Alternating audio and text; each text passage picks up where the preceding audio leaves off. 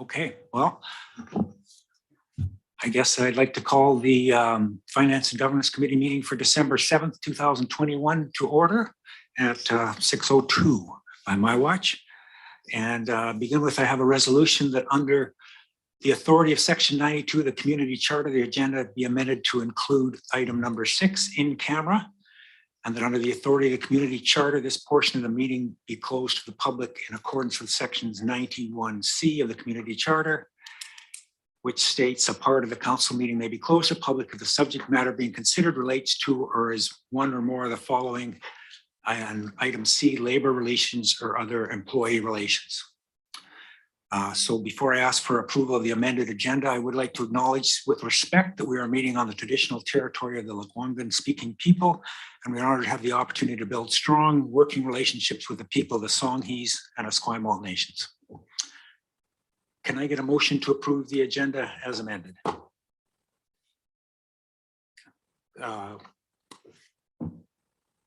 Councillor Logan. Discussion. Councillor Day. Thank you. I am very surprised to find this added to the agenda, and I'm not prepared to vote in favor of amending the agenda to include that tonight. Thank you, Councillor Day. Councillor Kobayashi. Thank you very much, Mr. Chair. Just a quick question. So this caught me off guard a little bit also. So it's two separate meetings though, right? So it's not an amendment to the agenda. It's a separate council meeting. No, my understanding is that it would be the same meeting. We would just go in camera and then we would come out of camera to close the regular meeting at the end. So it's sort of two separate meetings, but it actually all falls into one. But it's not finance and governance, though. It's council meeting, is it not? Well, I may have to look for an interpretation on that. I think it's to be added to this agenda. Mr. Earl, can you provide clarity? Thank you, Chair Parkinson. Administration, we're seeking council's approval to add an in-camera discussion to the Finance Committee this evening. The template that you are holding, Councillor Kobayashi, is the template we use for a council meeting. We haven't altered that template. It's just to create a template of how a chair would move a portion of a meeting in camera.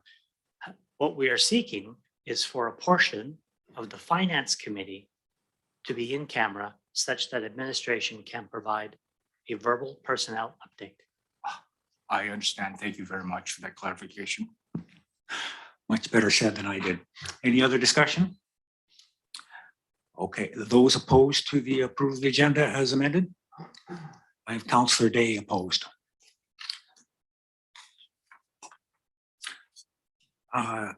No minutes to adopt. Public participation. Do we have anybody registered for public participation? We do not. Okay, then we can move right into new business. The service review 5.1 sewer utility. Mr. Earl. Thank you, Chair Parkinson. As council is aware, we're looking to continue the service review process this evening with the service areas of sewer, corporate services, human resources, communications, finance, information technology, community planning, and now an in-camera personnel update. I'll begin with sewer utility. Council expectations in that area is that our sanitary systems be maintained to ensure safety and functionality for residents while maximizing the useful life of the infrastructure.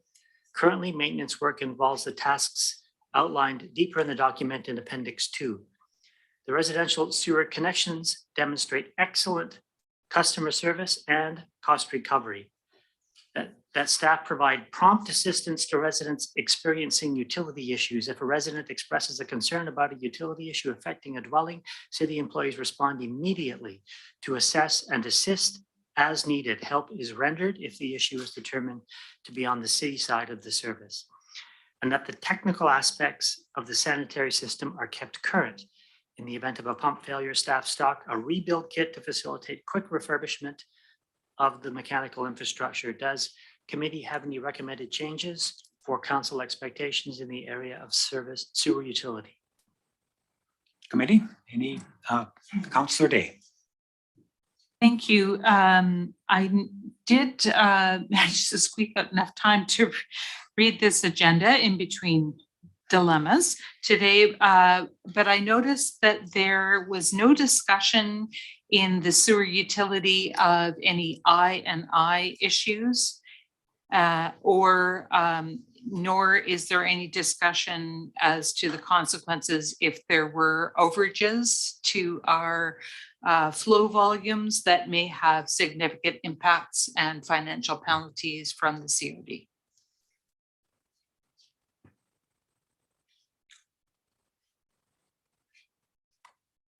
Mr. Earl? Thank you, Chair Parkinson. The first expectation that the system be maintained to ensure safety and functionality would and should cover off I&I, and I'm just going to turn to Appendix 2. Appendix 2 does not specifically list I&I maintenance, and so we can add I&I maintenance to Appendix 2 if that's satisfactory. Okay, I shouldn't have clicked off there, but I'm just concerned in our goals. I think we need to say something about avoiding penalties with the CRD. Chair Parkinson? Yep. Might I recommend we add cost efficacy after the word functionality, comma, and cost efficacy for residents, and that would include penalty minimization.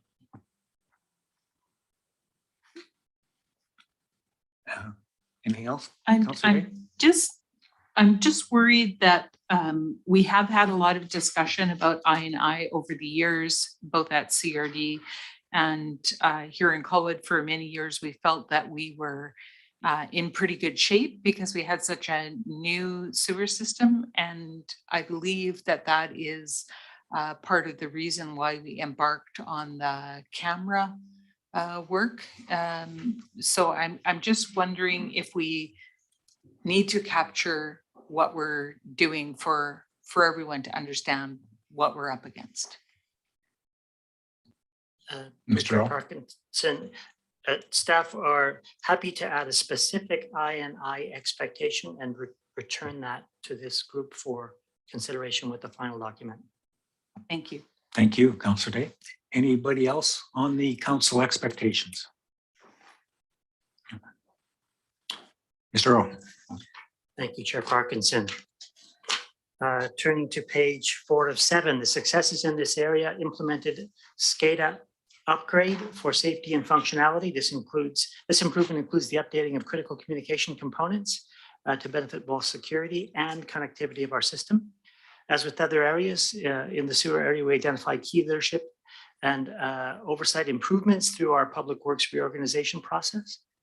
We completed critical repairs of mechanical components at the Machosen pump station, utilizing the skills and training of our employees identified through our restructuring process.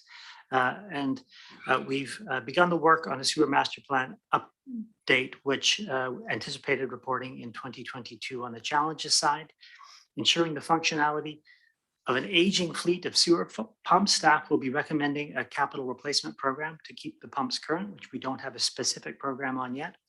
Keeping up with the maintenance needs of our system, striving to implement the programs listed in Appendix A. However, our team has struggled to provide this level of consistency, and we don't yet have a proactive program for linear infrastructure maintenance.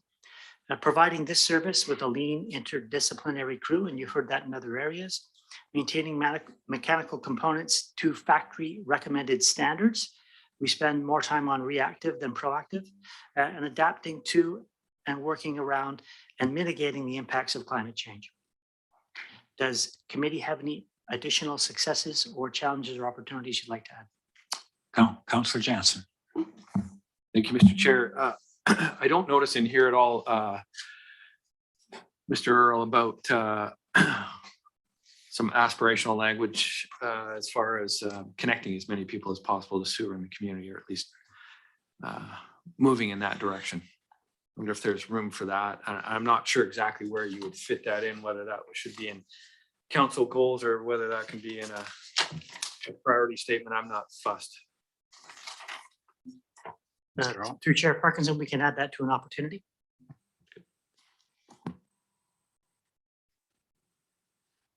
If there's nobody else, I'm not as convinced as my colleague is that getting everybody on sewers and Colwood is the right approach.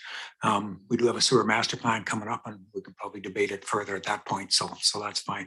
I do note, as I think you pointed out, that in several places within the documents we've been reviewing, you talk about the lean interdisciplinary crew, and I think congratulations to everybody. I think that's the way to go in a community of our size. Everybody can do everything a little bit. And then the replacement program for the pumps, I think, is probably pretty critical. That it would be nice to have some spares and ability to make changes if and when required. So I think that's covered off in here, but just wanted to emphasize it. Anybody else got anything? Oh, sorry, Councillor Day. Thank you. On page 6 of 7 in the notes at the bottom of the table, under note 2, it talks about the percentage of the requisition for operating and capital costs, and that we are analyzing the sewer system to have the costs fully funded by the sewer utility over time. And I would like to know approximately what percentage is being funded by those who are not connected to the sewer system.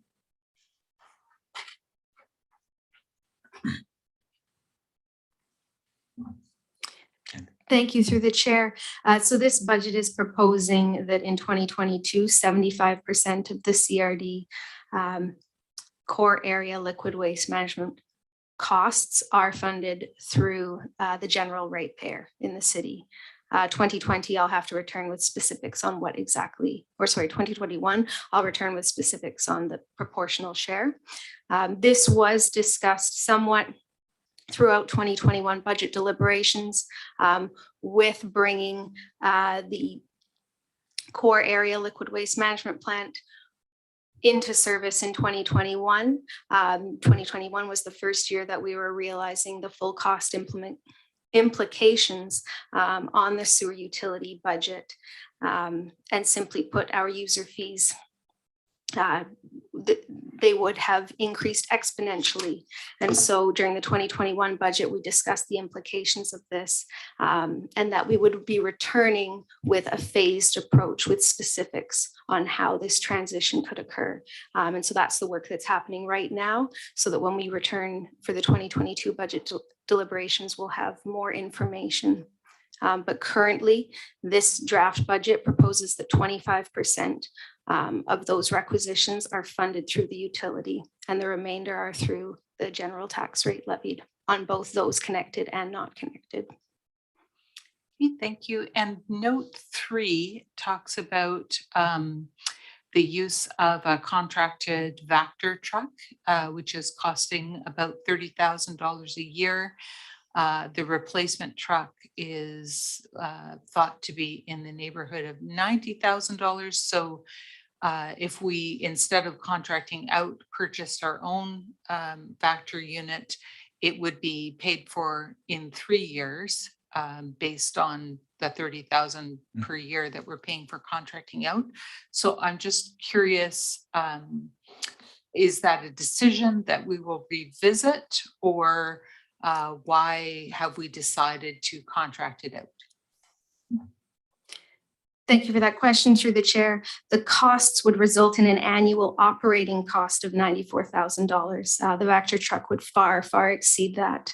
To provide a little background, staff did do a cost benefit analysis approximately 2 years ago when our Vector truck went out of service, and we have been monitoring that and monitoring the need for the Vector truck support for this function.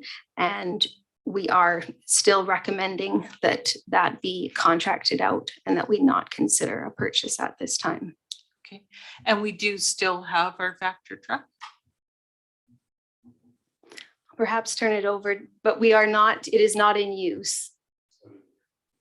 So no, we do not have it here. Oh, I thought at I all. saw it It not is- that long ago, so I was just curious. Thank you. Thank you. And the percentage of cost sharing for the sewage treatment plant between existing users and the general population is a discussion that will come back at budget time. Yes, absolutely. Because we must remember that the percentage of the CRD costs that are being recovered through the general tax rate is for all ratepayers in the city, which is both those connected to sewer and those not. And then the percentage right now, 25%, that is within the sewer utility operating budget, that is just those that are physically connected to the city's sewer system. Thank you. Mr. Earl, did you want to talk? I don't have anybody else on the list. Did you want to talk about priorities, Mr. Earl? We sort of skipped around a little bit. Thank you, Chair Parkinson. Perhaps because we are on Appendix 1, the utility operating budget, it might make sense to continue with any questions and then turn back to priorities. Yeah, that's what I meant. Any other questions on the operating budget? Any explanation, Jen? You want to walk us through it? Certainly, I'll take a moment. The city continues to levy local service area taxes, specifically for the area of Colwood Central, which is that in and around Allendale and Souk Road, and that of the Colwood East local area service, which is that in Esquimalt Lagoon. And we will continue to levy until the debt has been retired in both of those areas. Central, we're looking at 2046, and in the Lagoon area, the year 2038. Sewer user fees have commented briefly, but both the user fees and connection fees are under review. The user fees we will be returning with consideration for council so that staff may receive direction on what portion of the CRD annual core area liquid waste management plan costs we are recovering through this utility. So we will be looking for that explicit direction during budget deliberations. Sewer connection fees, as we highlighted during this past year's budget deliberations, these fees are under review. The intention is to bring forth a bylaw for consideration, as well as background information so that we can ensure that we are recovering the full costs associated with this sewer connections that the city takes on. Sewer enhancement fees represent fees that are set aside and transferred to reserves below. Moving into the operating expenses, sewer administration, the intention there is to capture any overhead costs related to this service area. So that includes that of staffing costs throughout the organization, as well as risk management consulting costs. CRD sewer maintenance, again, that line item will be subject to change come budget deliberations. Moving down into the reserve transfers, we commented on this moments ago. We will be bringing forth a pump station capital replacement plan for consideration. And with that, we will be proposing an increase in reserve transfers to support the intention of that program. And the local area service debt repayment, again, that's tied to the same terms as the local area service taxes that are levied. Pleased to answer any questions you may have on any other areas of the operating budget. Councillor Kobayashi. Thank you very much, Chair. Just a quick question is the LSA debt payment, that's the initial capital cost debt plus interest, or do we show interest someplace else in the budget? It is both it's the entire debt servicing cost, so both the interest and the capital Okay, costs. just wanted to make sure I was clear on that. And just the increases, is this sustainable in your view? Like they're double digit figures here. So is this one-off here, or is this what we're going to see in the future? The increases with respect to the proposed increase in the sewer user fees? Yes, yes. Well, that is one of the reasons that under last year's budget, we proposed a phase in because simply put, it was not sustainable to introduce that in year one. So there's a few factors to consider, and staff will be bringing forth comprehensive information during deliberations so that council can provide a recommendation for how we are funding those costs. Thanks, Chair. Councillor Day. Thank you. My last question is on Appendix 2, and it came to mind because we're talking about our pump stations. Maybe it belongs with the previous appendix, I'm not sure. But recently I had a resident call me about sewer smell near West Shore Parks and Rec, and also near Havenwood Park. And I know that many years ago now, I did speak to staff about sewer smell in the West Shore Parks and Rec area, and it was kind of tied to a maintenance issue or perhaps a design issue. We weren't entirely sure.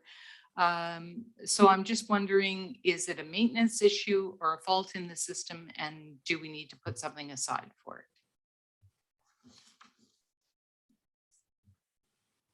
Rob Boyle, Manager of Public Works, through the chair. Good question. Parks and Rec, the sewer issues there, the order smell, that's from the CRD trunk line that comes through. They're connected directly to it. They've had issues in the past, and it was addressed by charcoal filters in their service connection. There are no sewers in Havenwood Park or close by, so I don't know of that one. So I can't comment on a sewer smell in that area. Okay. Typically, it has come up in a couple of places. The one that comes to mind is Royal Roads, connection point at Machosen Road, both at Wishart and Machosen, and at the trail entrance where the pump stations connect into it. And we put charcoal filters in those, and that seems to resolve the issues. Okay, thank you. Any further questions for Director of Finance? Mr. Earl. Thank you, Chair Parkinson. Turning back to 21 priorities, we completed the SCADA system upgrade and we began implementation of the flush and camera program. In 2022, we hope to complete the implementation of the flush and camera program. However, that program will be an ongoing item for us as long as we maintain the sewer system, and implement capital replacement plan for the pumps. Continue staff training on improvements, including additional SCADA systems training for supervisors, sewer master plan update, and connection of the Bexhill Place sanitary sewer servicing. Does council have additional priorities for 22? Anybody? Any more priorities? No. Well, did you want to talk about Appendix 2 or? No, it was there for reference. Thank you. In that case, I think we're ready to move to corporate services. Chair Parkinson, might I recommend? Might I read what's in front of me? Can I get a motion to maintain, increase, or decrease the sewer utilities? Probably maintain. Councillor Day, maintain? Maintain. Any discussion? Any dissension? Please maintain. Thank you, Chair Parkinson. In the area of corporate services, expectations of council, transparency of government, number 1.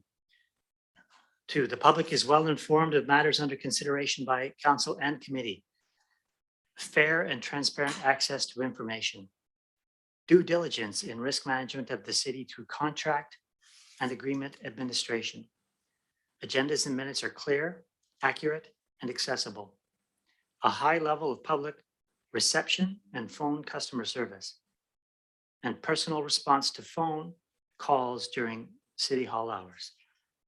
Does committee have any recommended changes to council expectations in the area of corporate services? Committee, do we have any changes we'd like to see? Councillor Day. Thank you. I think it does need to come in council expectations, and it occurred to me when I was looking at page 5 of the program, because the FIPA issues were talked about just prior to that. And there can be significant costs associated with any privacy investigations that might be undertaken. And I'm just wondering, do we have a reserve for a potential investigation, and how do we manage that particular risk? I'm gonna suggest we don't have a reserve, but we have, I forget the name of it, a contingency fund that kind of covers off areas where we are not covered by any risks that manifest in a given year. If administration came to the belief that setting up a specific contingency for response to freedom of information requests was warranted, we would absolutely provide council with that advice. And how much is in the contingency? I Ballpark believe would it's be an fine. annual number that council dedicates as part of the budget. In the current budget, it is an amount of $150,000. That said, there are other accumulated surpluses in the balance sheet that council could have access to through a financial plan amendment should that annual contingency amount not be sufficient for whatever costs came within a year that were unanticipated. Great, thank you. Any other comments? Mr. Earl. Thank you, Chair Parkinson. Successes, implementation of a new electronic management program and training. Implemented enhanced audio-video systems in council chambers to enable meetings such as we are sitting in right now, hybrid ability for all public meetings. Implement procedures to return to in-person meetings. Review and modernized a new council procedure bylaw. Restructure of corporate services department with taking in the responsibility of front counter services. Responsibility for all council committees into this area to ensure consistency in our meeting processes.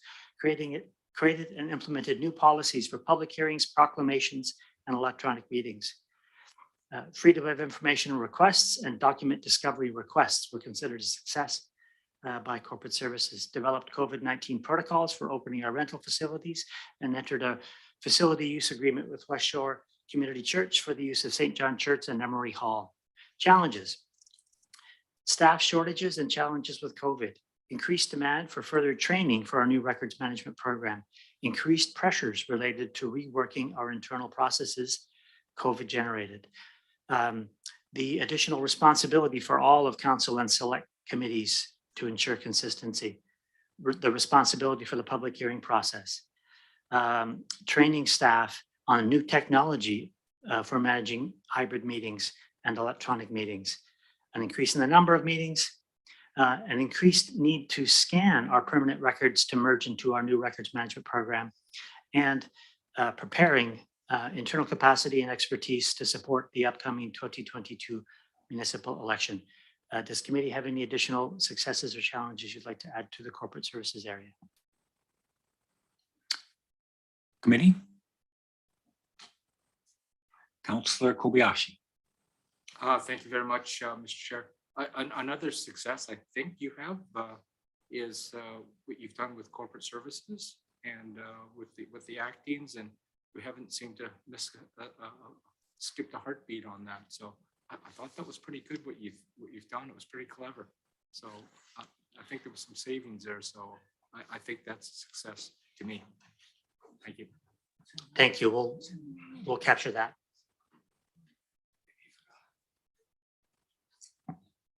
Councillor Day. Thank you. I'm lost my thought momentarily there. We got time.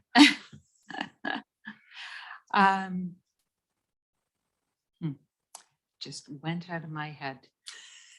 All right, we'll carry on. You know where to find these people when it comes back. Mr. Earl.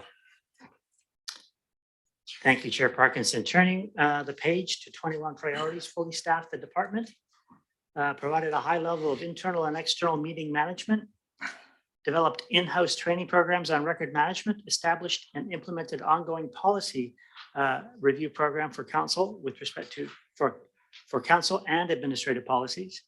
Improved the handling of freedom of information requests, updated our FIPA training for internal and elected officials to raise awareness of our legislative requirements. We reviewed and modernized the council procedure bylaw. Complete, took responsibility for public hearing process complete. Inventory of cemeteries has been deferred. Return to in-person meetings complete. Organize the 22 election is in progress.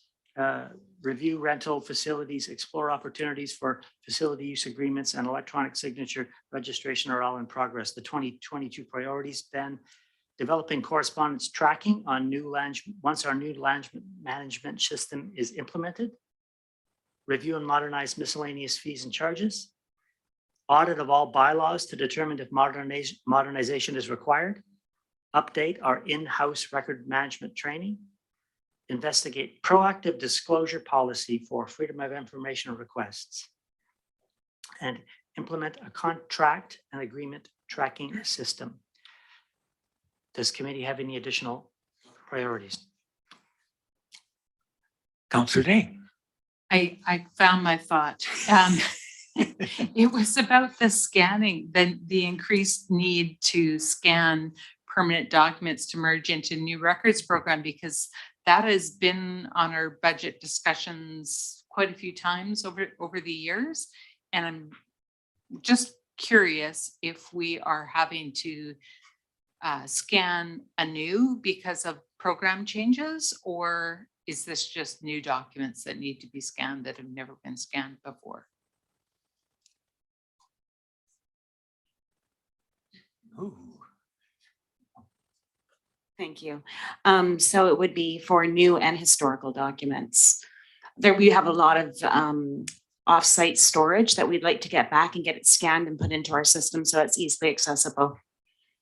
Yeah. So the things that were scanned before are still useful?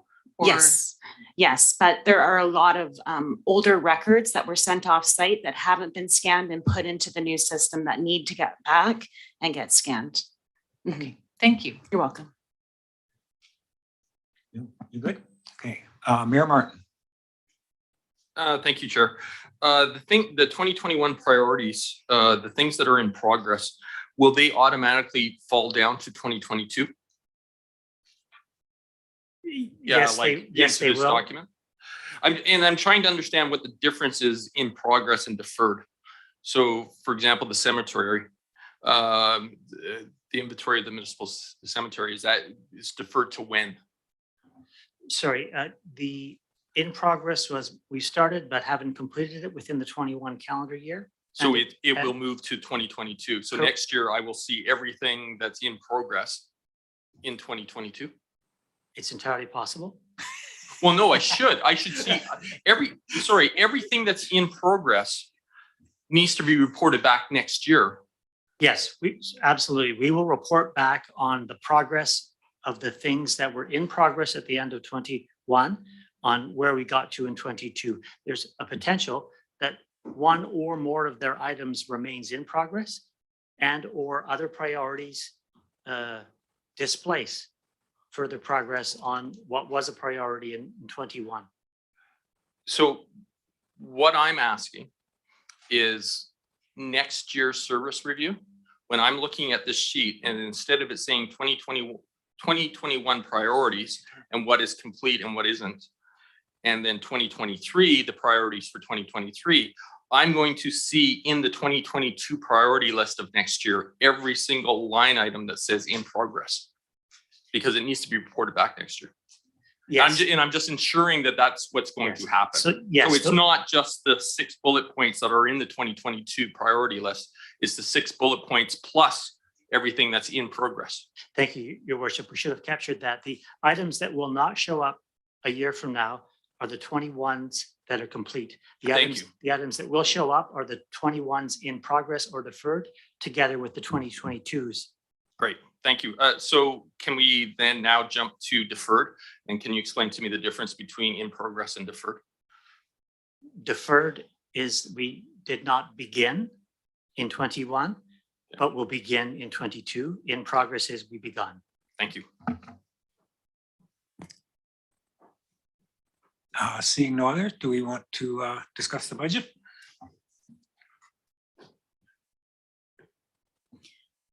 A couple of quick comments. This year's service review and moving into the 22 draft budget. This is the city's first attempt to disaggregate what was previously referred to as corporate administration between the areas of administration or governance, corporate services, communications, human resources.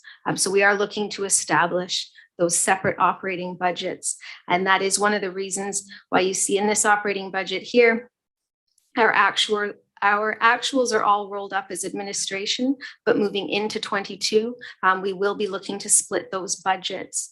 The corporate services budget primarily represents that of the staffing that's outlined on page 2 of 5 there, as well as related consulting, training, and professional development budgets for that team. Administration or governance represents funding that is corporate in nature for the entire organization. That will remain within that line item there. And we have restated 21 budgets to capture the financial implications of the front counter services transition and the staffing transition and related budgets for those areas. Pleased to answer any questions that you may have. Councillor Kobayashi. Thanks very much, Chair Parkinson. Just a quick question, SFQ time here, but I can't recall how are we right now doing the support administration and maintenance of city records? How are we doing that now? So we need a body, but we're doing it now. So can you just explain that to me? Maybe more appropriate that I turn it over to staff to speak to specifics. But we have proposed, so you can see on page 2 of 5 under the staff position in history, we are proposing that moving into 2023, explicit funding for a position of records coordinator. Currently, that responsibility and the function therein falls within the existing staffing position. And perhaps more appropriate if we turn it over to the corporate officer to provide further detail on the records administration.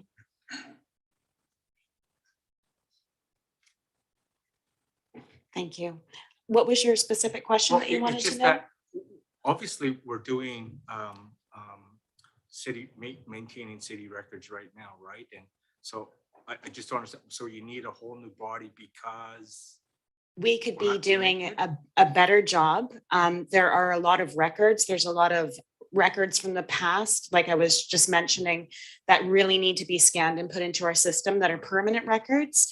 And we have, 20 years of records probably going back that really need to be put in properly.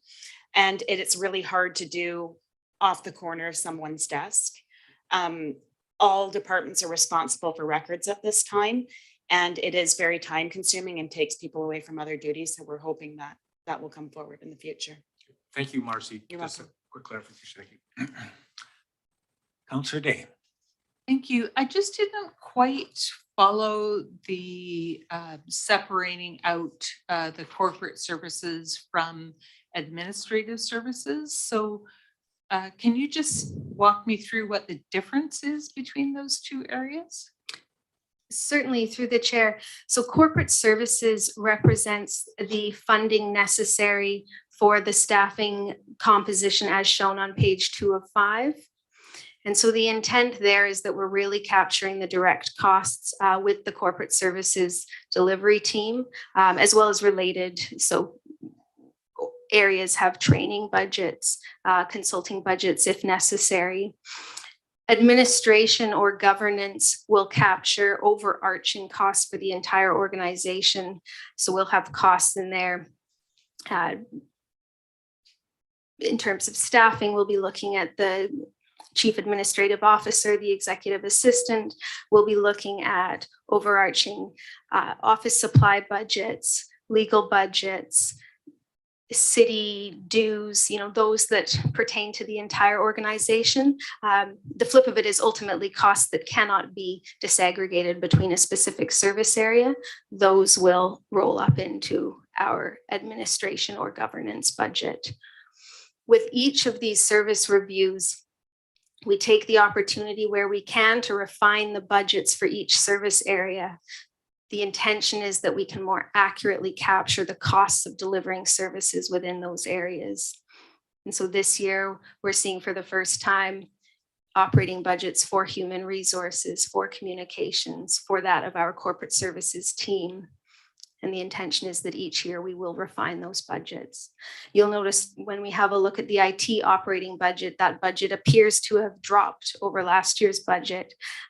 In fact, our operating budget necessary to support IT throughout the city has not decreased, but we have reallocated budgets that are specific to certain areas. So Let's Talk Colwood, for example, the funding necessary to support Let's Talk Colwood is now within our communications budget and not within our IT budget. Okay, I guess I'm still struggling with the definition of corporate versus admin. So which one is the big umbrella and which one's the little umbrella? Corporate services is that of the corporate services delivery team, specifically the staffing position matrix that I'm referring you to. Administration or governance, we may see that word introduced in the budget deliberations. That is the overarching, so the umbrella for the entire organization. Okay, thank you. Any further questions?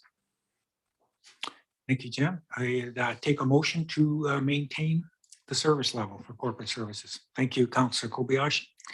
Any discussion? Any in opposition? Okay, that passes.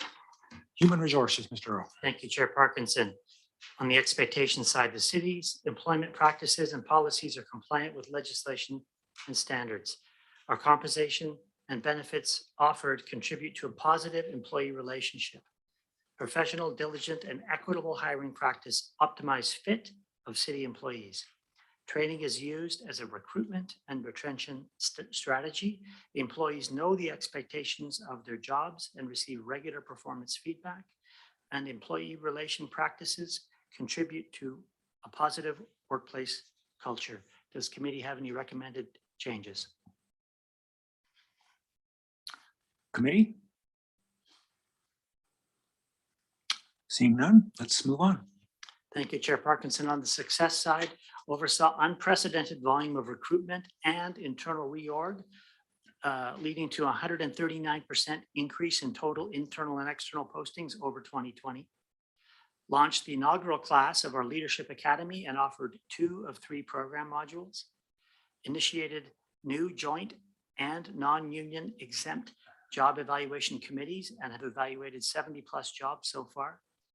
Near completion of market compensation review for union and non-union and exempt jobs, and updated COVID policies and safety plan, and transitioned to our communicable disease prevention program.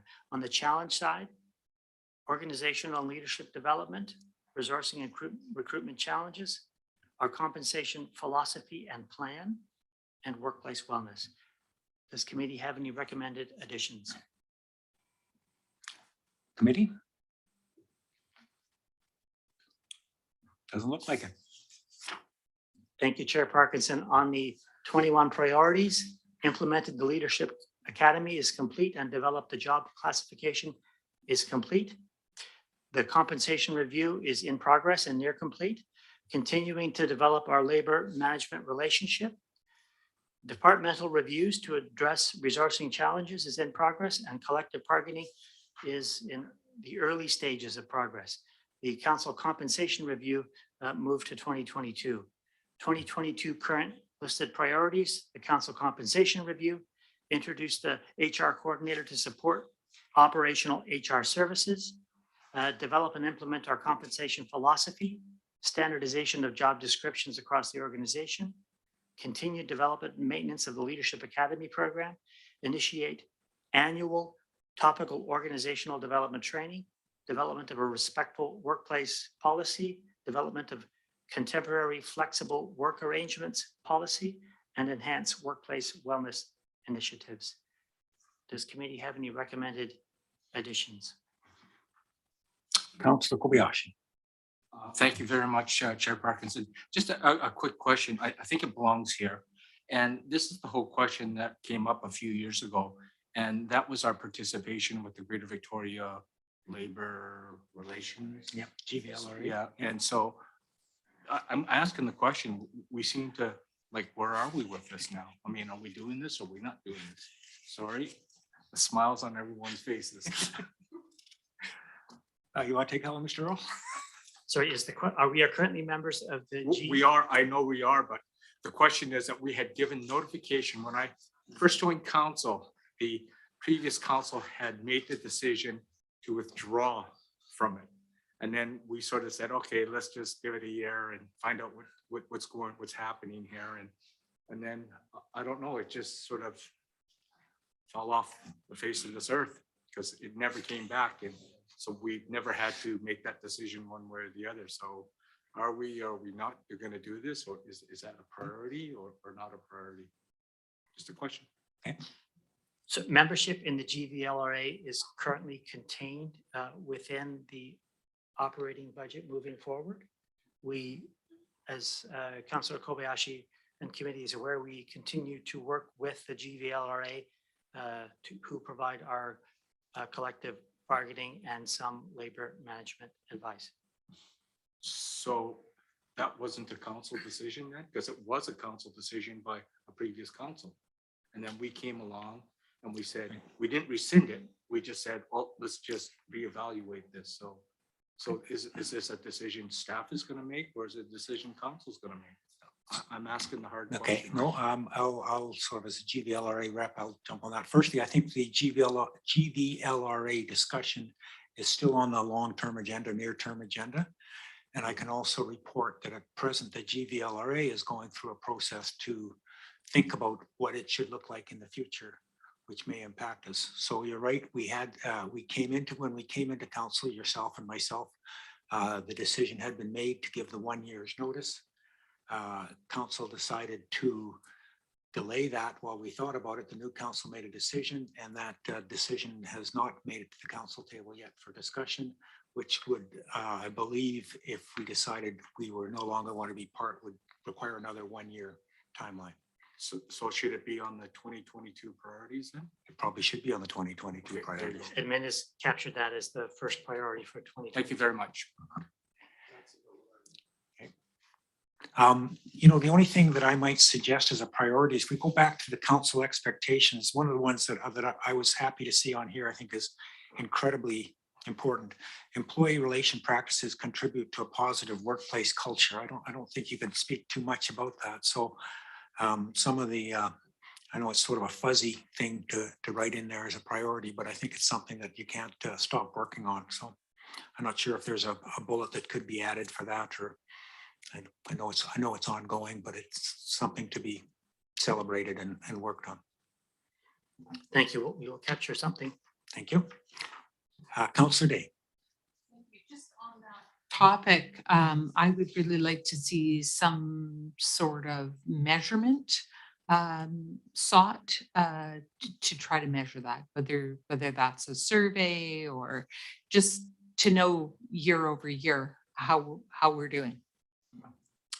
Thank you, Councillor Day. 2019 administration executed on all employee survey and actioned many of the learnings from that.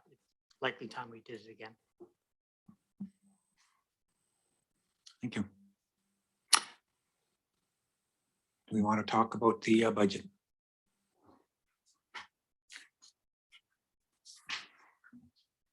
The operating budget for the Human Resources Service area primarily represents two functions, that of HR administration and that of occupational health and safety.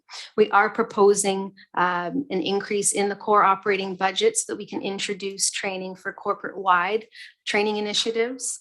And previously approved under the 2020 to 24 financial plan was that of increased resourcing for 2022, specifically to introduce an HR coordinator. Pleased to answer any questions you may have. Committee, do we have any questions? Councillor Day. Thanks. I'm going to say this in the nicest way possible, but sometimes HR is seen as cheerleading, and that's not what I'm hoping that we're going to achieve. I'm hoping that the city will achieve a very balanced approach that supports the staff by ensuring that all staff are held accountable for the meeting the goals that the city identifies. So I guess I'm just looking to ensure that we roll this out with the appropriate level of support and also the appropriate level of monetary needs to make it happen. Like we definitely is an area that I think the city has left for a bit too long, probably. And we are kind of playing catch up. So I'm just really hoping that we will get a clearer view of where the city needs to change, and also where the city is doing very well. Because I'm sure we have all of that.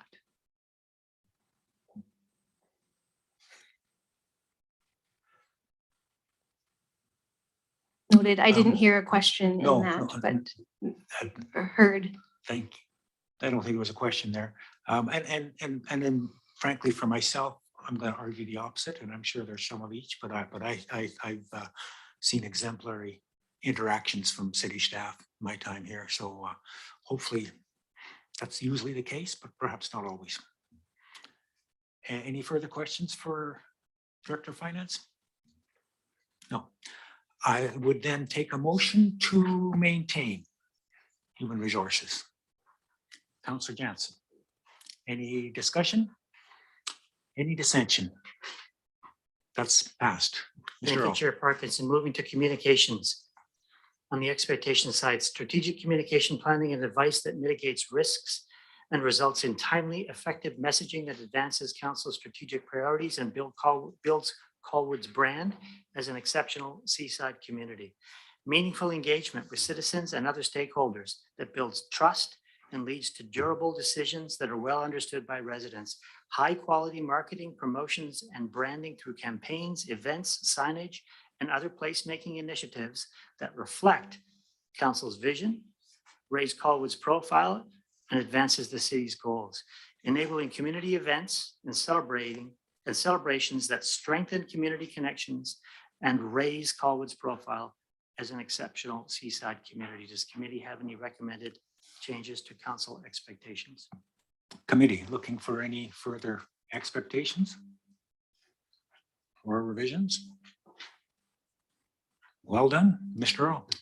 Thank you, Chair Parkinson. On the success list, led pandemic communications, supported economic recovery efforts, our staff and council videos, leveraged our Let's Talk Colwood engagement platform,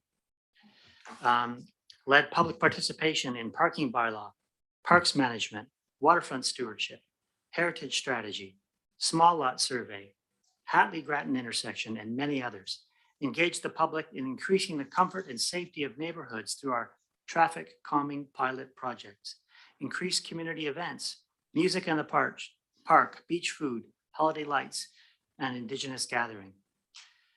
Continued implementation of placemaking and wayfinding, parks and trail signs, informative street blade signs, street banners, seating, displays, and public art. Increased public access to application information and development permits through our city website. Quarterly Colwood feature spreads in the Time Colonist, our new engagement assistant, and implemented a formal social media schedule. On the challenges side, pandemic limitations for events and in-person engagement, limited to capacity to focus on our internal communications, our council highlights, staff newsletters, employee recognition, and internal events. Increased potential for engagement, increased communications, marketing and event coordination with our new engagement assistant.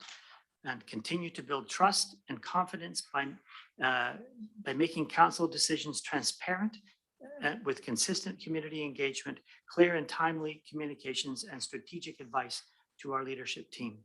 And continue to deliver events that bring people together to build community, promote wellness, and showcase Colwood's positivity. Does committee have any additional successes or challenges / opportunities? Committee, any further successes or challenges? Very complete list. Thank you. Thank you, Chair Parkinson. 21 priorities. Hire the engagement assistant, complete. Marketing campaign to build upon the city's positive momentum, complete. Initiate a series of council and staff videos, complete. Event and volunteer plans in progress. Response standards policy in progress. Household prosperity report and community needs assessment in progress. Extend the Colwood is Calling campaign, complete. Increased community engagement opportunities, complete. Strengthen our First Nations relations, ongoing. Implement social media schedule, complete. Public art projects in progress, and define a city pageantry program in progress. The 22 priorities: complete the household prosperity report and implement a survey to incorporate qualitative analysis of data. Finalize our standards of response for city staff. Develop a wayfinding program. Implement the Go Colwood ride matching app. Work with Volunteer Victoria to create a volunteer plan. Formalize our city events plan and continue to offer events that build community and promote Colwood. Continue with our city videos and extend our marketing campaigns to enhance placemaking. Update our city website to incorporate new services offered through our new municipal business process software to bring it up to current accessibility and responsiveness standards that serve the demands of our growing community. Further enhance the planning, delivery, reporting, and evaluation of our engagement, and develop a consistent set of clear and concise brochures that help residents understand and access our city services. Does committee have any recommended changes for 22 priorities? Councillor Kobayashi. Thank you very much. There is no doubt in my mind, this city probably has the best external communications in all Greater Victoria. There's no doubt in my mind. But by your own admission, I think priorities, internal communications is, even by your own admission, it is a challenge here. And I think we can do better. So I would like to see that as a priority in 2022. That's me personally. We're there externally, but we do need to work on the internals. Thank you. We can capture that. I have just a question about working with Volunteer Victoria to create a volunteer plan and the sort of pros and cons versus linking with another organization versus just creating a Colwood volunteer plan. Thank you, Councillor Kobayashi. Councillor Parkinson. Excuse me. So We're almost twins. It's easy to get confused. Sort of kind of the same. We are working with Volunteer Victoria to help us create a plan, which will be a Colwood volunteer plan. They're the experts, and so they're helping us survey the community to find out what the needs are and bring their expertise to our plan. But it will definitely be a Colwood in-house plan once they deliver it to us. Thank you. Does that help? Yep, that helps a lot. Any other questions on priorities? Do we want to talk about the budget then? Operating budget in this area represents both the funding necessary for the administration of this function, as well as the funding that the city sets aside for city events and public relations efforts. We'll comment the support that comes from staff elsewhere. So in particular, our public works team is not captured within this events budget, but within the city programs budget over in public works. We are looking at an increase to the core budget here, and this was an item I mentioned earlier. We have reallocated some of the web hosting fees and that related to Let's Talk Colwood into the operating budget for communications administration. Pleased to answer any questions that you may have, but beyond that, I really don't have anything else to highlight. Questions, committee? I would look for a motion then to maintain the service level in communications. Councillor Kobayashi. Any discussion? Any dissension? Now, carry on, Mr. Earl. Thank you, Chair Parkinson. Moving to finance, transparent and open service review and budget process. Clear communication with the public about assessment, tax notices, and taxation. Financial systems that support our decision-making. Financial systems demonstrate council's due diligence in financial oversight. And performance benchmarking systems be established across the organization. That last bullet is new to this year's document and new relative to the last couple of weeks. And perhaps near and dear to Councillor Kobayashi's heart. Do we have anything, council, further expectations? No. Mr. Earl. Thank you, Chair Kobayashi. Successes in this area completed the finance service area capacity review and expansion of departmental expertise through successful backfilling of management positions and 2 accounting clerk positions. On the financial planning side, facilitated the first comprehensive annual service review in 2021, creating specific profile areas and coordinating the review process. Refined the 21 to 25 financial plan to increase transparency of the financial implications of services and programs delivered within each of the city's service areas, created and refined operating budgets for each distinct public works related service area, earned distinguished budget presentation award for the 20 to 24 financial plan. Timely, comprehensive financial reporting is meeting council expectations. 2020 financial statements received an unqualified audit opinion. Continue to implement and support solutions and operational changes in response to the impact of the pandemic on service delivery. Increase the number of vendors paid electronically, increase participation in the corporate purchasing part program, and streamlined our electronic payroll system. In the risk management area, complete review and documentation of the city's internal risk management processes to make improvements to process in coordination with our service areas. In the treasury area, supported the successful grant applications of Machosen road upgrades, over $1 million.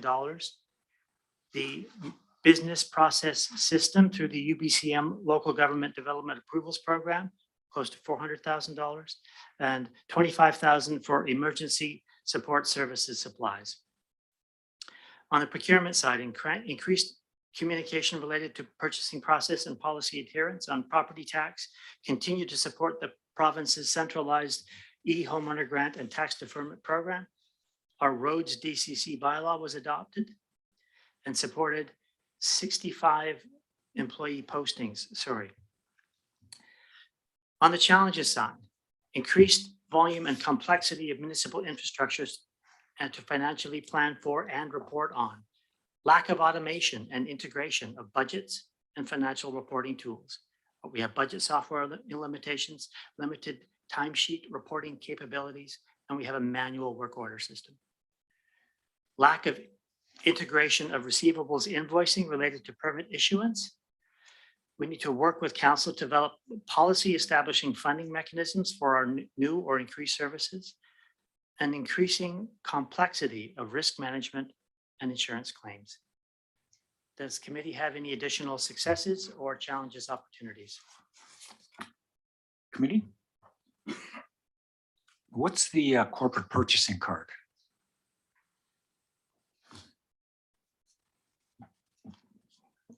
Simply put, it's another word for a credit card. So it's the corporate credit card program. You got to dumb it down for us, Jen, really. I didn't get one. No, I didn't get one. And seriously, 65 employment postings in a year? Well, how many employees do we have? Like, I'm guessing 80-ish? 100? Well, we didn't replace 65 of them. I recognize more faces left than that. Many of the postings were an internal reorganization to increase responsibility deeper into the organization to help move decision-making closer to those who are best placed to make those decisions. Thank you. Any, Councillor Baxter? Oh, hang on. Sorry, I'm still in shock. It takes me a while. I have a question about funding mechanisms for new or increased services. What do we mean by that?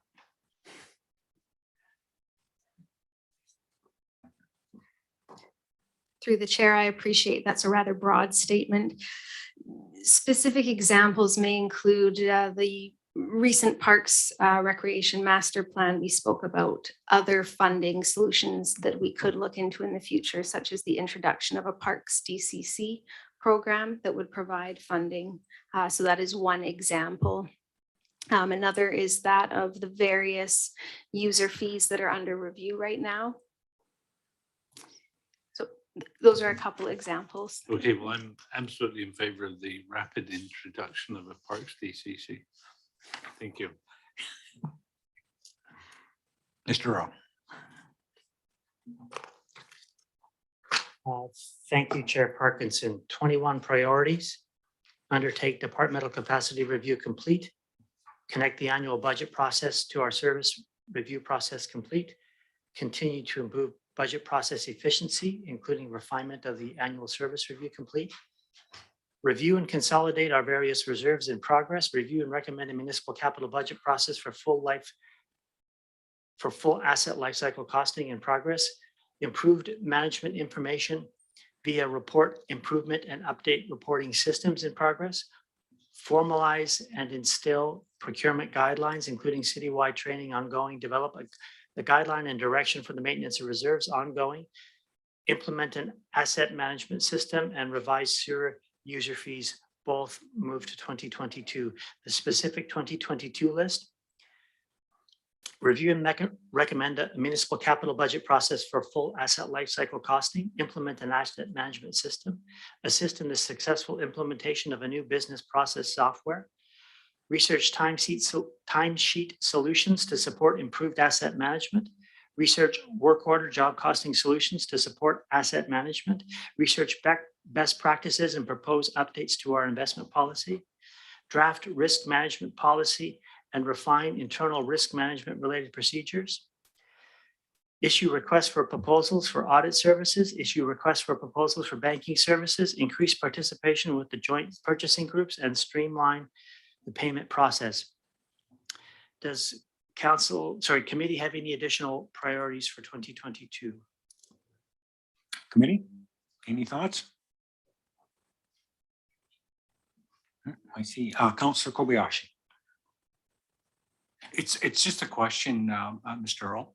It's just this one here, research best practices and propose updates to the investment policy.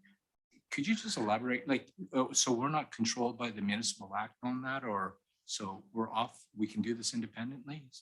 No, there is very strict controls when it comes to municipal investment strategies. There is some degree of latitude.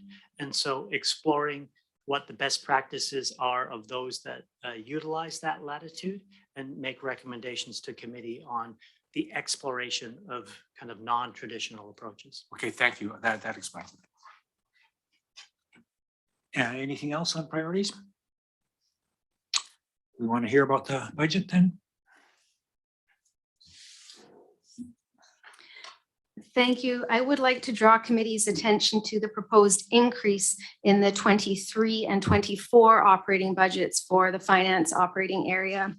So as we explore and research improvements to the tools that we utilize, both for asset management purposes, as well as the tools that we utilize to better refine the costing of the services that are delivered and the financial implications of those services and how they should be funded, it's important that we recognize the increased resourcing that we're proposing is required to support that.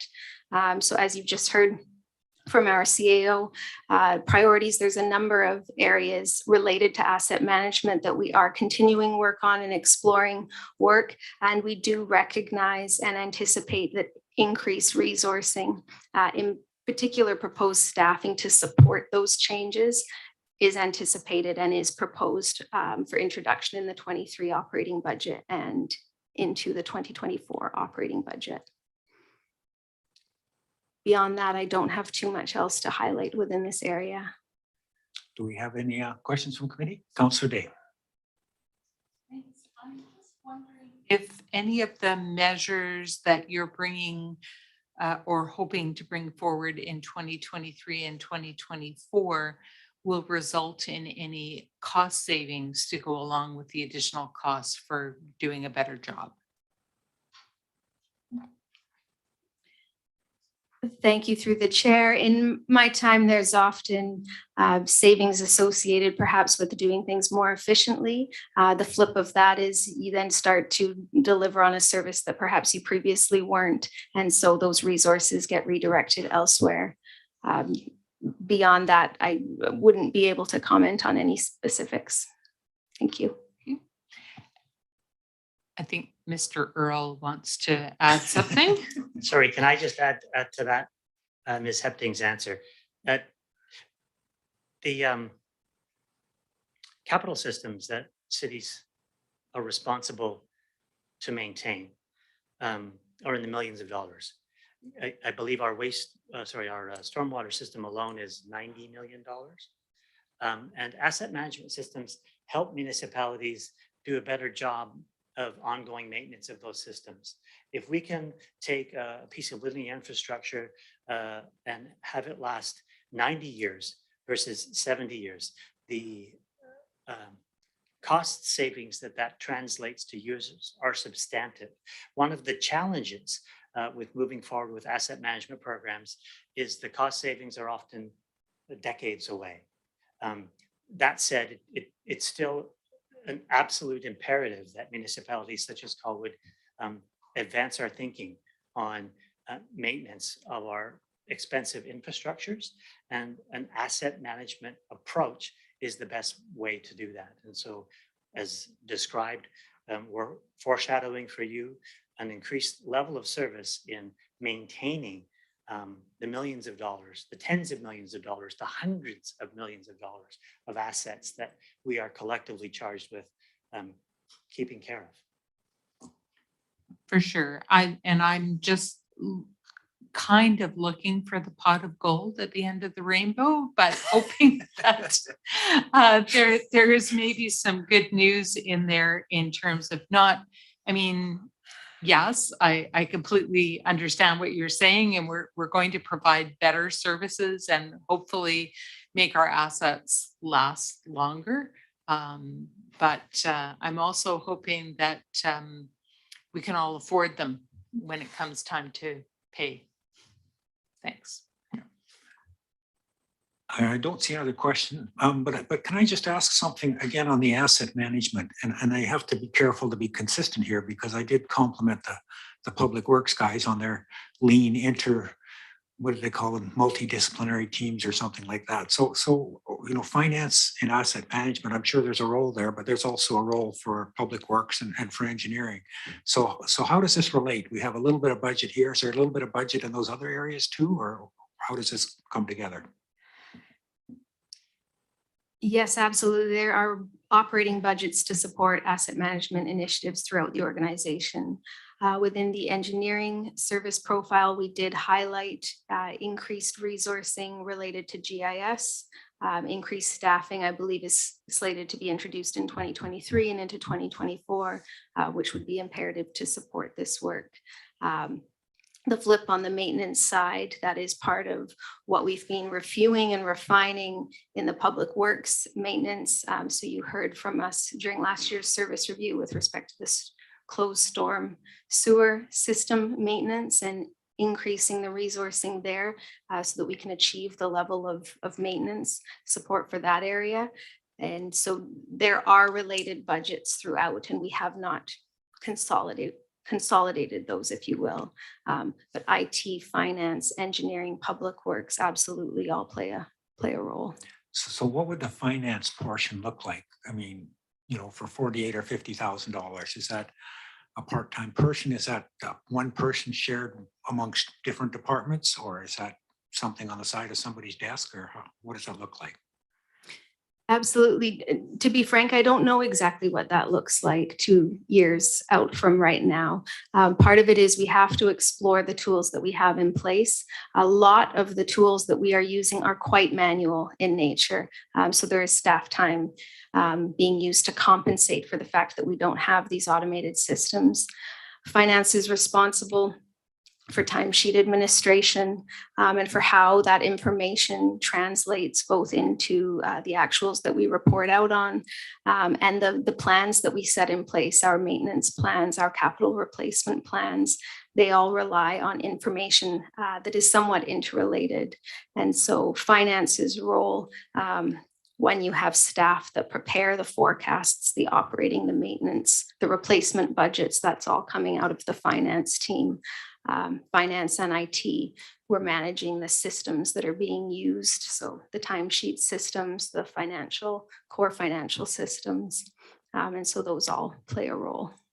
And so in terms of the resourcing, it is our expectation that as we refine, and so we can report out on the specific costs of, for example, where equipment is used and how equipment is used. Right now, we don't have that granularity of information from both a planning or an actual reporting perspective. But we do anticipate that we will require resourcing, staffing to manage both the inputs and the outputs of that information and ensure that we're capturing the activity. So to come back and directly answer, I do anticipate that there will be staffing needs, and whether that falls as a split, between the finance support and the GIS, I'm not yet directly clear on, but I do anticipate there will be staffing needed to support that increased service delivery in the area of asset management. Thank you. I remember as a young lad, they told us computers were going to make life a lot easier, and that, computer could do the work of 6 people and there'd be no jobs. And it doesn't seem to be going that way. Anyway, I would take a motion to maintain, excuse me, Councillor Day, please go ahead. That's okay. It was really just a comment because we have been for a number of years trying to achieve a record that shows, kind of what it takes. And we had this discussion at our last meeting as well, per pothole costing, if you will. And I guess I'm still looking to see a vision for when we might achieve that and what that might look like, because I don't really have a vision yet of what road we take to get there. Maybe I'll take a stab. I think part of the answer will be defined to some degree by the software systems that we haven't yet figured out in terms of what we're going to get for our asset management system. There will definitely be a software side, an accounting side, and then an operational side, depending on the nature of the asset. And so, with linear infrastructure, it is likely to look like operating cost per linear meter. However, it could also look like operating cost per cubic meter of wastewater pumped. And within those costs, we will have labor costs, we'll have material costs, we'll have the depreciation costs, and we'll have overhead costs. And each of those will be isolated. And work that we do to maintain, at least to the design life of the infrastructure, will reduce the operating costs associated with the capital side per linear meter or for cubic meter of volume pumped. For roadways, it will likely be lane kilometers. And so for different services that we provide, the denominator will be different. On the fire service, it might look like per $100,000 of building protected, or the number of fires contained to room of origin or floor of origin or building of origin. And so each area, the denominator becomes different, but they will likely each include operating costs, capital costs, overhead costs, and often indirect costs, such as if we have a fleet mechanic who's responsible to repair a vehicle and that vehicle is instrumental in the delivery of the service, but only a portion of the time, then kind of that part of that fleet mechanic's time needs to be indirectly costed out. So it will take us time to improve our accounting systems to be able to segregate each of those 4 cost areas. And then we will work with council to choose the right denominators and ideally find communities that will work with us so that we can give council, and through council into the community, confidence that our costs per lane kilometer or cubic meter of wastewater pumped are trending and or in an appropriate range. Is that? Yeah, I guess I'm looking to be as efficient as possible. So some of those decisions need to take into account what's the cheapest way to do this, and employ some of those common sense solutions that all of our residents apply all the time. So I guess I'm still looking to see, and it's been, 20 years of work trying to figure out how to understand that. Maybe I'll just jump in again. The experience that I've had elsewhere is that once you work with, if you can convince other communities to come along, that once you do the initial tranche of information, you quickly identify outliers. Well, why is this community particularly good or more cost effective at delivering a particular service? And sometimes the answers are because they have a really solid team. And other times geography is the answer. They don't have to pump as high, or the other learnings of processes like this can provide communities decisions. And so you can choose to be cost effective, but one of the consequences of that is that you'll have more wastewater main breaks per kilometer of pipe than the average.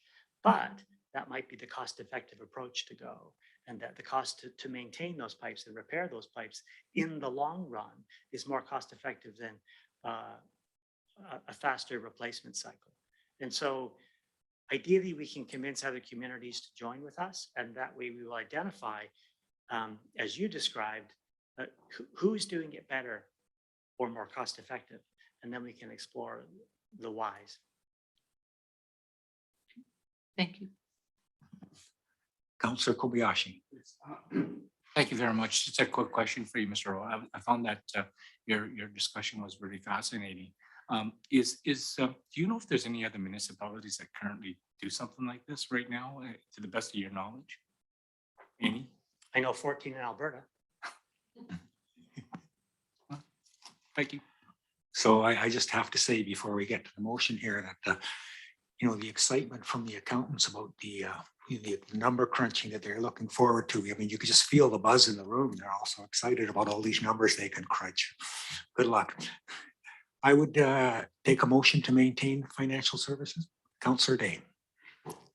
Oops, did I miss something, Mr. Raleigh? No? Oh, good. Any discussion? Any dissension? Moving on. Thank you, Chair Parkinson. Moving to community planning. Information. Sorry.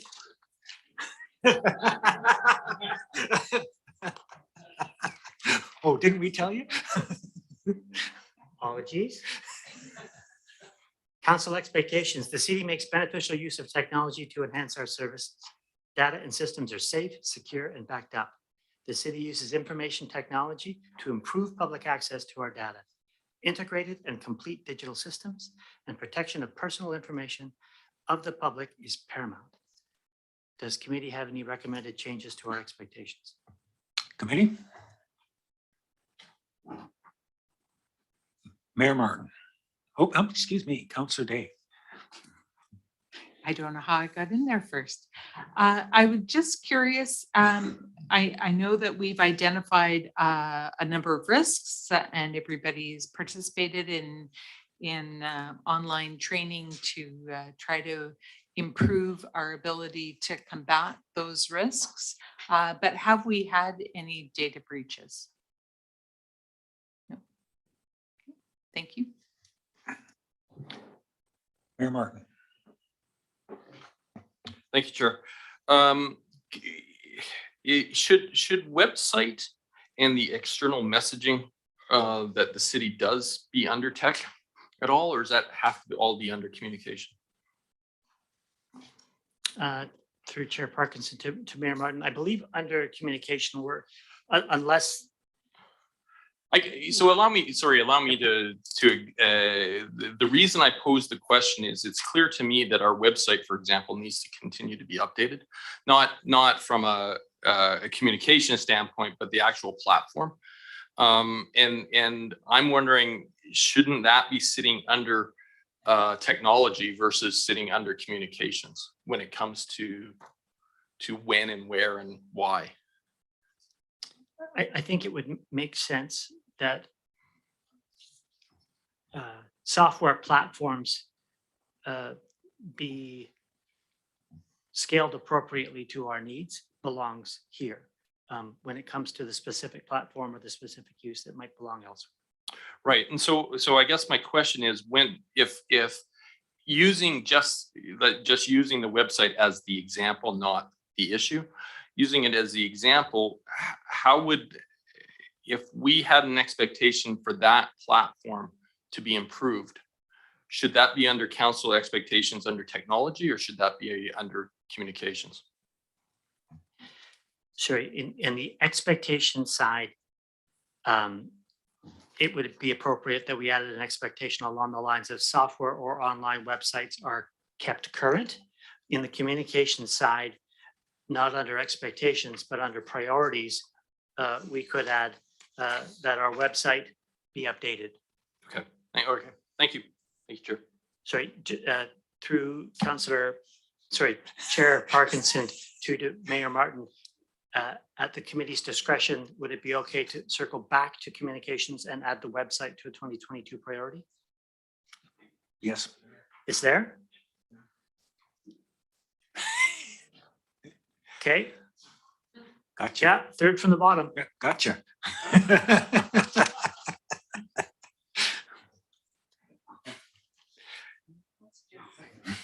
Any other discussion? Moving on, Mr. Earl. Moving to successes. Continue to implement and support solutions in response to the impact of the pandemic on service delivery.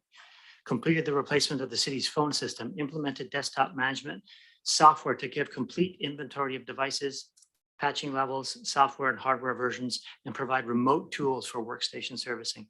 Implemented mobile device management to provide security and efficient management of our mobile devices and tablets. Enhanced City Hall, council chambers, and community room. Enhanced the Colwood wireless network resulting in greater internal security and providing better connectivity for staff, council, and the public. The municipal business system installation continues to progress on time and on budget. Began the installation in August of 21, applied for and was awarded the UBCM grant of $355,900 on business system improvements for our Tempest system. And the installation continues to progress on time and on budget with an April 22 go live date. And it affects all service areas, almost all service areas: building, bylaw, engineering, development, finance, corporate services, public works, and fire. Recruited and hired a second IT technician. And this resourcing allows additional time to devote to strategic delivery, including project management and installation of new systems.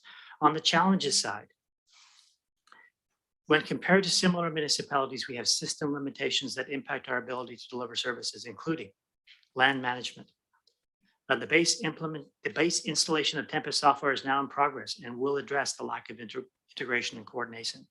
Asset management, comprehensive tracking of all city infrastructure, predicting lifespans and budgeting for replacement costs requires additional software and the resources to implement a robust solution that engineering, finance, and public works can utilize. IT will take the lead in 22 to ensure the city has the right solution for this function. Records management. Software is in place from 2021 and additional fine tuning is required. Ongoing maintenance and management of newly emerging security issues and meeting the continually evolving operational needs of the organization to ensure service delivery, in particular changes to support solutions in response to the pandemic. Does committee have any additions to our successes or challenges and opportunities lists? Committee? Councillor Day. Thank you. Previously, when we talked about Tempest and other softwares, one of the implications of that was whether or not we would be able to take credit cards, for example, for tax payments. So I'm just wondering, that is something that I think is important to citizens, making life easier for them. Is that something that's coming? Thank you through the chair. We do currently accept credit card payments for certain transactions, not property tax payments. And that is something that under Tempest will be explored and will return to council because there will be financial implications associated with expanding that service delivery. But yes, to answer your question, that is something that will come forward for council consideration in the future. Great, thank you. Anything else on successes and challenges? Mr. Earl, priorities. Thank you. In 21, lead and or support the following key corporate software implementations. Asset management, we're in the scoping. Land management is in progress. Records management is ongoing. Assess and implement measures and processes to safeguard the security of our network is complete. Complete an IT strategic plan ongoing. Replace the phone system complete. Adding new backup solution for our servers complete. Finalize the SCADA project complete. Continue creation of a robust document library for services and applications of our Colwood network complete. And create a solid information technology foundation that is safe, secure, and then leverage the technology and data to best serve our programs, services, and governance is ongoing. 2022 priorities. Lead and or support the following key corporate software systems implementation. Land management is underway and will continue into 22 with additional public-facing web services. Credit card payments, e-commerce will be followed by My City, which allows citizens to access permits, payments, taxes, and business license. Our City is a development tracking tool that highlights existing applications, what stage they're at in the process, and what stage in the approval process the application resides. Calls for service will be available on the Colwood website so citizens can report issues and the matter is automatically entered and assigned for follow-up in Tempest. Asset management, IT will take the lead in 2022. And records management, continue to enhance the record solution so that documents are accessible, mobile friendly, secure, and efficient. And investigate and implement solutions for updated building security and physical access. The current hardware is no longer supported or available. Does committee have any additional 2022 priorities? Committee? Councillor Day. Thanks. I'm just wondering, with land management being underway,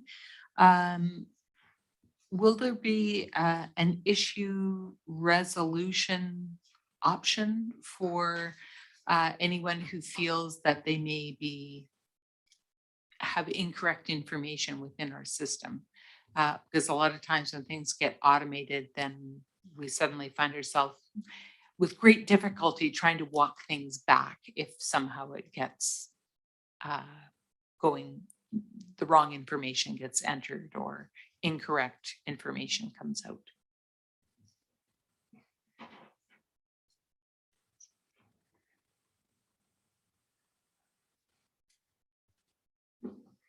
Yeah, it's Mark Dalton, head of or manager of IT, through the chair, and thank you for the question.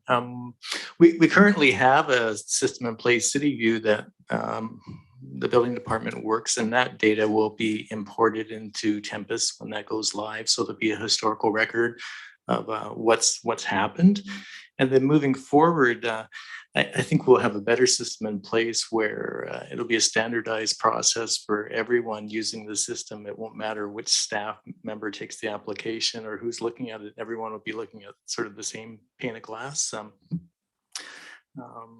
But to answer your question directly, I think it'll be very transparent. The way Tempest is set up, it just goes through a series of tasks. You can see who completed that task, what the decision was, what the supporting documents were around that decision. So if there's ever an issue around how we came to that decision, I think there would be a very good audit trail about how we got there. Okay, thank you. Anything else from committee? Although I will note that IT says it's taking the lead in the asset management, even though finance has got that money in there for asset management. So at some point, we better figure out what asset management consists of, who's doing it, and where the money flows, but perhaps not tonight. I would look for a motion to maintain the service level of IT. Councillor Day, any discussion? Dissension? It's passed. Mr. Earl, did I miss the budget on that?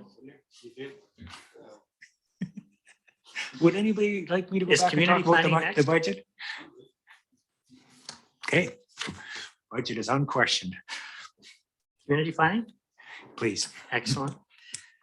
On the expectation side, monitor community need for policy review and generation, review and monitor official community plan for potential policy development, focus on infrastructure planning for active transportation mode shift and waterfront public realm. Anticipate population changes and consequential policy impacts, monitor development of commercial and industrial versus residential to ensure balance is maintained. Strengthen protection of built heritage. Create opportunities to celebrate and promote intangible heritage. Understand and support community need for recreation, arts, and cultural programming and facilities. Implement actions related to the declared climate emergency.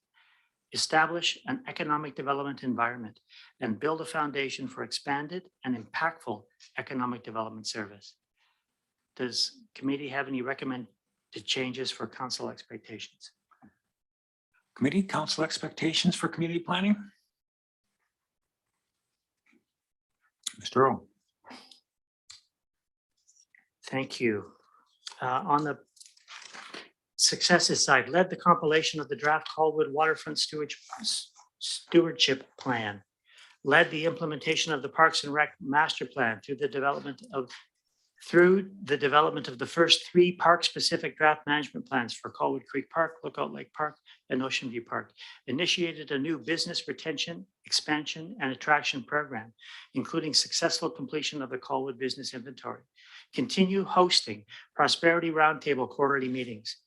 Supported the following grant applications: Machosen Road upgrades, municipal business software. We've got a $3.6 million application pending for Galloping Goose Overpass. $162,000 in funding for wayfinding signage, application pending, and application pending for cenotaph works. Successful implementation of the Good Neighbor Project. Successful facilitation of 4 placemaking projects. Oversaw the Active Transportation Network Update Phase 1, which was priority project identification, and Phase 2, planned network updates, which are in progress. Developed new off-street parking and variance policy, currently in draft. Initiated Whale District and Colwood Gateway Visioning Project. Completed coastal flood inundation mapping and tsunami risk assessment projects.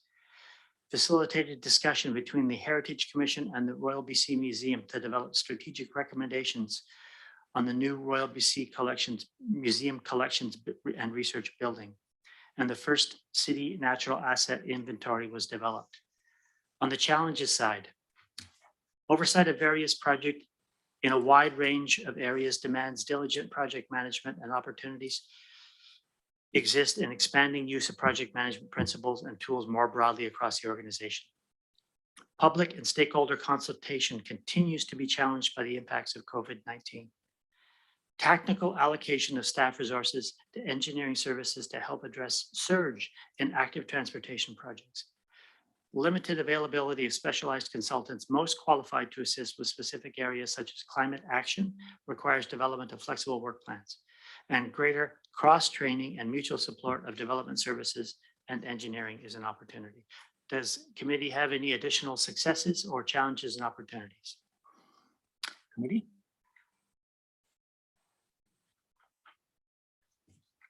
On to priorities, I Thank you, believe. Chair Parkinson. 21 priorities. Continue to lobby BC Transit for the acceleration of public transit improvements is ongoing. Update our land use bylaw, general regulations and zoning in progress. Review and update the affordable housing policy in progress. Continue to support mode shift approaches ongoing.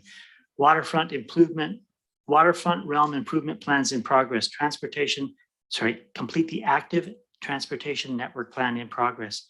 Complete the coastal sea level rise and tsunami risk hazard adaptation plan in progress. Formalize an updated heritage inventory complete. Complete the heritage strategy in progress. Develop options for a new public art policy in progress. Implement the Parks and Rec master plan complete. Work with Juan de Fuca Performing Arts Society to determine the feasibility of a new art center in progress. Complete phase 2 GHG inventory and mitigation for our low carbon resiliency plan in progress. Implement outstanding actions called for by a climate emergency declaration is ongoing. Continue the support of the community through the COVID-19 recovery ongoing.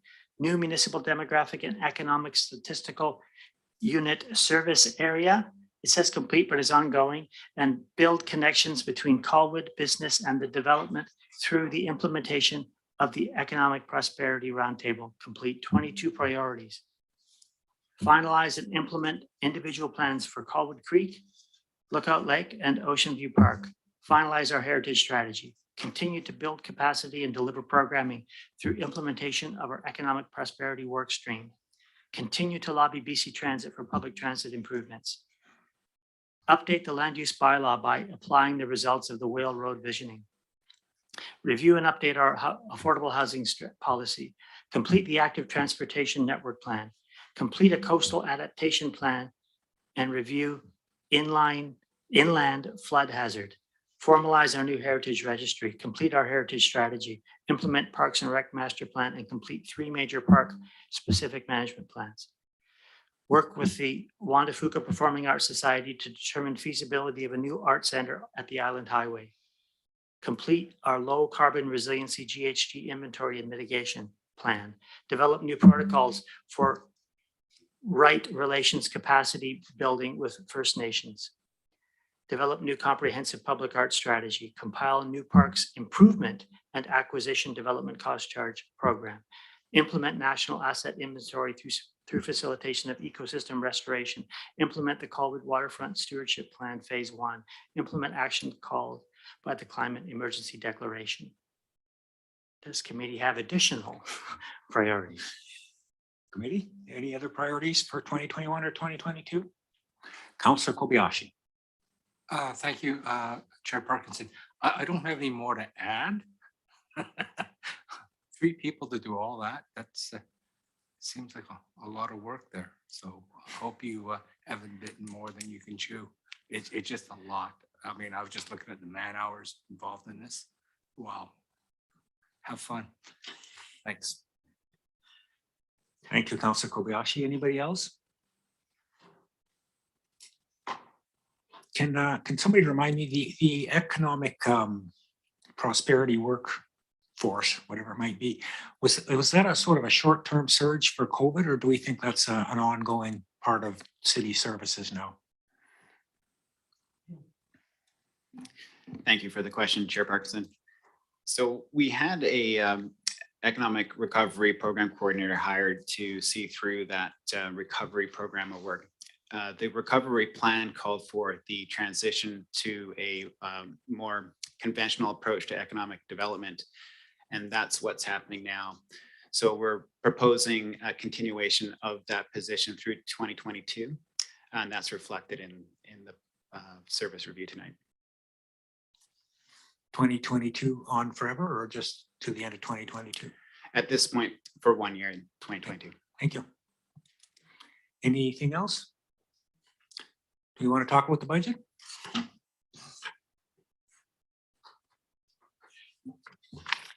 Through the chair, a quick opportunity, I'll comment. The GVPL requisition has increased approximately 2% over 2021. Our share has increased closer to 4%. Under the side maintenance agreement with West Shore Parks and Recreation Society, we're also seeing the introduction of a capital reserve contribution, and this budget factors that in. In addition, we've nominal increase in the core funding to support both the Economic Prosperity Roundtable works, as well as that of our heritage.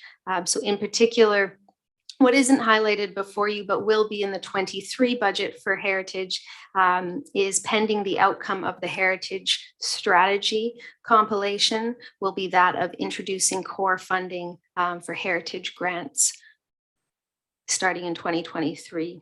This budget also proposes, we had under the 21 budget, a special initiative budget for neighborhood placemaking competition, and we have looked to introduce that as core funding moving forward. Please answer any questions you may have. Committee? I see you like Councilor Kobayashi. Thank you very much, Mr. Chair. Just a quick question, Jan. Just one clarification in my own head. Is this, if you, like, obviously, the heritage money, you had budgeted 15,000, you only spent 5, mainly because of issues, but the other 10, in our own, by our own procedures and policies, that 10, do you carry that over in the following fiscal year, or is it lost, or how does that work? I just want clarification. Thank you. Absolutely, through the chair. Thank you for that question. In general, the city's operating budgets that are unspent simply form part of the operating surplus, whether it's for the general operating reserve or for the sewer operating reserve. So to specifically answer your question on the heritage, we do not have any other bylaws or council direction in place to earmark those funds for specific purposes. They would simply form part of the general operating surplus. Gotcha. So, but you don't take the operational surplus and put it into the new budget. It's just a new request. Like it's zero based, right? And then you start all over. I just want to make sure I am very clear on that. Correct, through the chair. Annually, we will, in this specific area, tax for that funding. Thank you very much. Mayor Martin. Thank you. I have 2 questions, both about the library, and it may be Councillor Kobayashi could actually answer it more than you, but I'll go to you first. In regards to the 2021 approved budget of 909, are we anticipating any return of money since the library was closed for partial year? I'm assuming that there were cost savings at that point because their costs are fixed and they don't bring in any income. Through the chair, if our representative can correct me, I have not been informed of any return of funding. Okay, thank you. And my second question is in regards to the 2022 budget of the 4.3% lift. Is the 948, is that number increasing more than 4.3% because of our population and assessment growth, as well as the budgetary growth or the budgetary movement of 4%? I don't know what the library approved from a budget standpoint so this year. So I'm curious if that 4.3 represents the city growth or if that's a baked in number from the library themselves. Thank you, through the chair. So that 4.3% represents both the city's proportional share of the library, which is approximately 4% increase over what our proportional share was last year. So the libraries increased their requisition 2%. We're actually paying a little bit higher for our share because of the growth of our community. In addition, this budget is introducing the budget for the capital contribution, which was realized in 21, which in part explains why we were over budget in 21. So under the side agreement with West Shore Parks and Rec Society, we have both our annual requisition to the library directly. We also have our proportionate share of the maintenance costs of the Wanda Fuca branch. And in addition, we are now setting aside capital reserve contributions, which the 22 draft budget introduces that as well. So those two factors, both the growth in the requisition and the introduction of the capital reserve contribution, are explaining that approximate $39,000 increase on this line item. Councilor Kobayashi. Well, I don't have much to add to that, but the surplus that you were talking about, it was applied actually to keep the requisition as low as it was for this year. So it did come back to us. Okay, thank you.